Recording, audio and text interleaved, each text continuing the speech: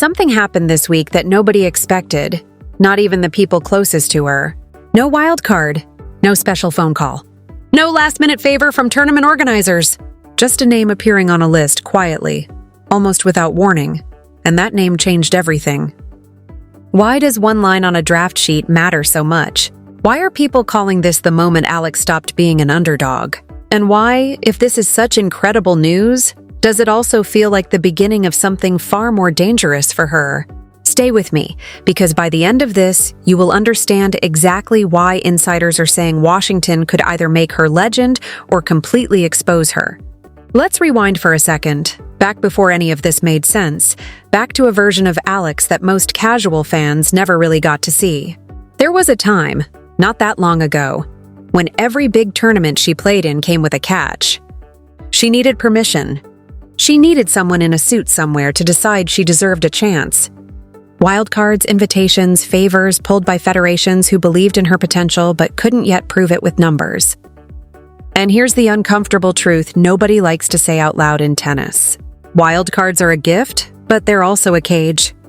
They tell the world you're talented, yes, but they also whisper something quieter underneath, that you're not quite there yet. Every time Alex walked onto a court with a wild card next to her name, there was an invisible asterisk floating above her head. Would she have earned this spot on her own? Could she really compete? Or was she just borrowing a stage that belonged to someone else? She heard those questions. Maybe not out loud, but she felt them, the way athletes always feel the doubt hiding behind polite applause. So she did the only thing that could silence it completely. She got better. Not slightly better. Not a lucky streak kind of better. She rebuilt pieces of her game one by one, quietly, methodically, in gyms and practice courts nobody was filming. And slowly, almost without the tennis world noticing at first, the numbers started shifting. Her ranking crept up, then it climbed. Then this year, it exploded in a way even her own team seemed stunned by. And somewhere in the middle of that climb came Wimbledon, the tournament that changed how people said her name. Because before Wimbledon, casual fans knew her as a name buried in bracket previews. After Wimbledon, she was a headline. Picture it for a second. Grass courts, the most unforgiving surface in tennis, the one that punishes hesitation and rewards absolute conviction. She walked out against players who had trophies she hadn't even dreamed of yet. Players with entire fan bases built over a decade. And instead of freezing, instead of playing it safe the way a teenager with everything to lose usually does, she attacked. She swung freely. She took risks that made commentators lean forward in their seats. And point by point, match by match, something remarkable happened. The crowd stopped watching her as an outsider and started watching her as a threat. That shift, small as it might sound, is enormous in professional sports. There's a difference between being liked and being feared. Alex had just crossed that line, live, on one of the biggest stages tennis has to offer. But here's where the story gets more interesting, because success like that always comes with a price nobody warns you about. The better you get, the higher the expectations climb, and the higher the expectations climb, the smaller your margin for error becomes. A month ago, if Alex lost early in a tournament, people shrugged and said she's still young, still learning, still building. Now, after Wimbledon, after the ranking surge, after her name started trending in group chats across the Philippines, a first-round loss doesn't get shrugged off anymore. It gets dissected. It gets turned into a headline of its own, a very different kind of headline. That's the quiet danger hiding underneath all this excitement. And it's exactly why what just happened in Washington matters so much more than a simple entry list update. Because Alex didn't get an invitation to the Mubadala City DC Open. She didn't need a favor, didn't need anyone's approval. Her ranking alone punched the door open, and she walked straight through it as a fully qualified competitor. Let that sink in for a moment. This is one of the toughest stops on the entire American hardcourt swing, a tournament that historically stacks its draw with major champions. Top 10 killers and the kind of dangerous, unpredictable veterans who have nothing left to prove and everything to gain by upsetting a rising star. In other words, this isn't a stage built for comfort. This is a stage built to test exactly how real her rise actually is. And that brings us to the question everyone is quietly asking, but almost nobody wants to say directly. Is Alex ready for this? Not ready in the sense of talent, because at this point that argument is basically settled. Ready in the sense of pressure, expectation, and the brutal, unforgiving spotlight that comes with being seen as the next big thing instead of the next surprise story. There's a very specific kind of weight that lands on young athletes the moment the world stops asking if they can compete and starts assuming they will win. It's a different kind of pressure entirely, heavier, quieter, and far more psychological than anything she's faced before. Some players buckle under that shift. Others use it as fuel. Nobody, including the people closest to Alex, can say for certain which path she's about to take. And that uncertainty is exactly what makes Washington must-watch tennis. Think about how strange that journey actually is when you slow down and look at it honestly. Most players who reach this level grew up inside massive academies, surrounded by resources most young athletes never see, coaches flown in from other continents, sponsors lined up before they even turned professional. Alex's path looked different. Hers was built on smaller courts, tighter budgets, and a country that hadn't produced a name like hers on this stage in a very long time. Every single ranking point she has ever earned came without the safety net that so many of her rivals grew up with. That context matters, because it means the confidence she carries onto a court in Washington isn't inherited. It isn't manufactured by a system designed to produce champions. It was built brick by brick, through matches most people never watched, in cities most tennis fans couldn't find on a map. And that's exactly why this next chapter feels different from anything that came before it. This isn't a story about talent finally being noticed. It's a story about talent finally being tested at the level it always deserved to be tested at. And there is no way to know in advance how a young athlete responds the first time the entire tennis world turns its full attention toward her at once. Some rise to meet that gaze. Some feel it close in around them like a weight they didn't expect. Nobody, not even Alex herself, can say for certain which version shows up in Washington until the first ball actually gets struck. And that uncertainty, uncomfortable as it is precisely what makes this moment feel less like a routine tournament entry and more like a genuine crossroads in a young career. Let's talk about who she'll actually be facing, because this isn't some soft, forgiving draw designed to ease a rising star into the deep end. This is one of the strongest fields the tournament has seen in years. Grand Slam winners will be in that draw. Players who have already lived through the exact kind of pressure Alex is only just beginning to understand. Established veterans who know every trick in the book, who can slow a match down, speed it up, disrupt rhythm, and exploit even the smallest crack in a younger player's composure. And then there are the dangerous ones, the players ranked just outside the spotlight who have absolutely nothing to lose and everything to gain by taking down a name that's suddenly on everyone's radar. That's the brutal math of tennis. The moment you become someone worth beating, every single opponent walks onto the court a little more motivated than usual. So why, despite all of that pressure, all of that danger, does there seem to be so much quiet confidence surrounding Alex heading into this tournament? Maybe it's because of what people who've actually watched her closely keep repeating. She doesn't shrink against bigger names. If anything, something shifts in her game when the opponent across the net is more experienced, more decorated, more intimidating on paper. Her footwork gets sharper. Her shot selection becomes more aggressive, not less. And that composure, the one that made Wimbledon so unforgettable, doesn't seem to fade under bright lights. It seems to sharpen. That's rare. That's the kind of trait coaches spend years trying to build into athletes and can never fully manufacture. It either exists in someone or it doesn't, and every match this year has suggested it exists in her. But confidence alone doesn't win matches at this level. Preparation does. Physical conditioning does. And most importantly, mental discipline across 3 grueling sets against opponents who will specifically target her weaknesses does. Which raises another layer of tension to this entire story. Hard courts are not grass courts. The rhythm is different. The bounce is different. The demands on the body are different. Wimbledon proved she can thrive on a surface built for aggression and instinct.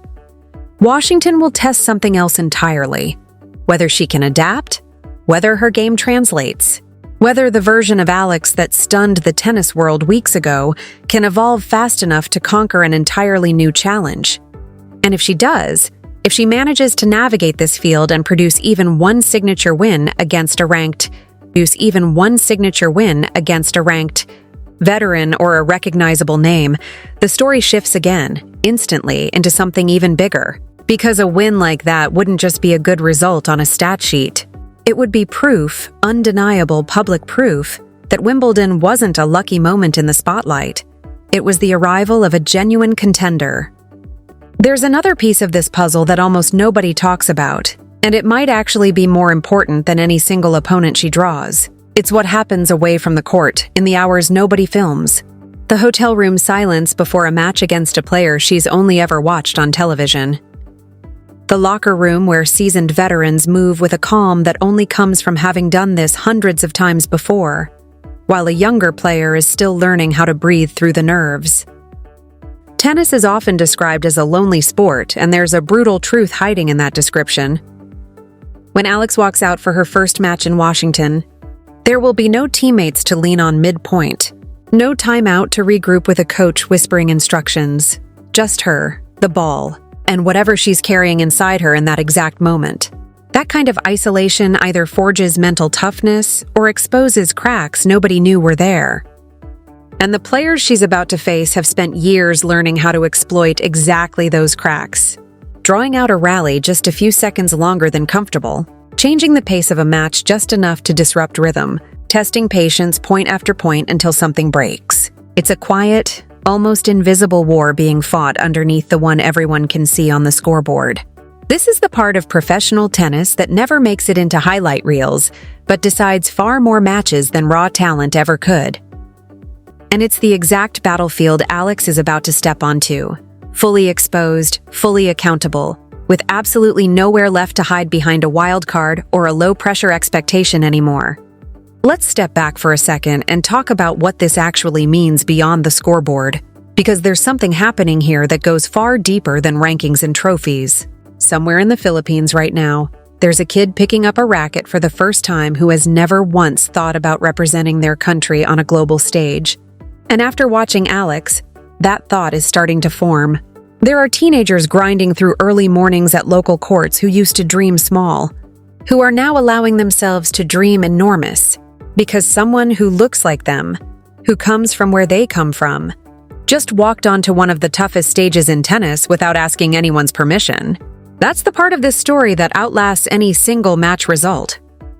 Wins and losses fade from headlines within days, but belief, the kind of belief a young athlete plants in an entire generation of kids watching from home, that lingers for years, sometimes for decades. And whether Alex wins her opening match in Washington or falls in a heartbreaking three-setter, that seed has already been planted. It cannot be undone. But let's not get ahead of ourselves, because the tension here is still very much alive, still very much unresolved. This tournament could go several different directions, and every single one of them changes the narrative in a completely different way. If Alex comes out aggressive, confident, and dangerous the way she did on grass, this becomes the tournament where the world officially stops calling her a rising prospect and starts calling her a legitimate threat on tour. If she struggles to adjust to the surface, if the bigger names exploit her inexperience under a heavier spotlight, this becomes a lesson, a painful but necessary one, the kind almost every great champion has had to survive at some point in their career. And if something in between happens, a gritty run cut short by a battle-tested veteran in a match that could have gone either way, that might actually be the most valuable outcome of all, because it would show the tennis world exactly how close she already is, and exactly how much fuel that near miss could add to her fire heading into the next chapter of the season. Whatever happens, one thing feels certain. The days of Alex quietly hoping for an invitation are gone. She is no longer knocking on doors, she is walking through them, and every match from here forward carries weight that didn't exist just a year ago. Every point matters more, every match is scrutinized more closely. Every result, good or bad, becomes part of a much bigger story being written in real time, one that people across the world are now watching unfold match by match. There's something deeply human about watching someone step into a spotlight they've clearly earned but haven't fully lived in yet. It's uncomfortable. It's thrilling. It's unpredictable in the best possible way, because nobody, not analysts, not commentators, Not even her own coaching team can guarantee exactly how she'll respond when the stakes climb this high, this fast. And that unpredictability, that razor's edge between breakthrough and heartbreak, is exactly why so many people can't stop talking about this moment. It isn't just another entry on a schedule. It's a test of everything she has built so far, compressed into a handful of matches on a stage that shows no mercy to hesitation.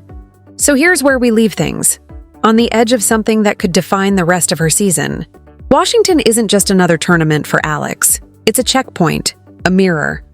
A moment that will either confirm everything the tennis world started believing after Wimbledon, or force her to dig even deeper to prove it all over again. Either way, there's no version of this story where she quietly fades into the background anymore. That option disappeared the moment her name appeared on that entry list, without a single favor attached to it.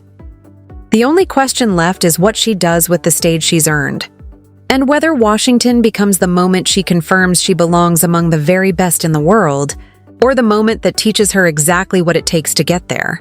Which outcome do you think is coming? Do you believe she's ready to turn this pressure into her greatest performance yet? Or do you think the jump in competition finally catches up with her at the worst possible time? Drop your prediction below, because whatever happens next, this is a story worth watching unfold in real time. And it is only just getting started. And maybe that's the part worth sitting with longest, long after this video ends and the next tournament headline replaces this one. Careers in tennis rarely move in straight lines. They move in surges and stalls, breakthroughs followed by setbacks, moments of pure magic followed by weeks that test whether an athlete truly wants this as badly as it looks from the outside. Alex is standing at one of those surge points right now, the kind that either becomes the foundation for everything that follows or becomes a lesson she carries quietly into the next stage of her career. Either way, she walks into Washington having already done something most players never get to say about themselves. She didn't wait for someone to open the door. She built the resume that kicked it down on her own. That single fact changes the entire emotional weight of whatever happens next. A first-round exit against a Grand Slam champion wouldn't be a failure anymore. It would be a data point. One more piece of experience banked against a future where these matchups stop feeling unfamiliar and start feeling routine. And a deep run, a signature win, a moment where the crowd in Washington starts chanting a name that most of them couldn't have pronounced a year ago. That wouldn't just be a good week of tennis. It would be the moment an entire country watching back home finally lets itself believe, without hesitation, without any lingering doubt, that this is real, that this is only the beginning, and that the biggest chapters of this story haven't even been written yet. So keep watching, keep paying attention, because somewhere on a hard court in Washington, in a match that hasn't happened yet, the next headline in this story is already being decided, 1 point at a time. 1 point at a time.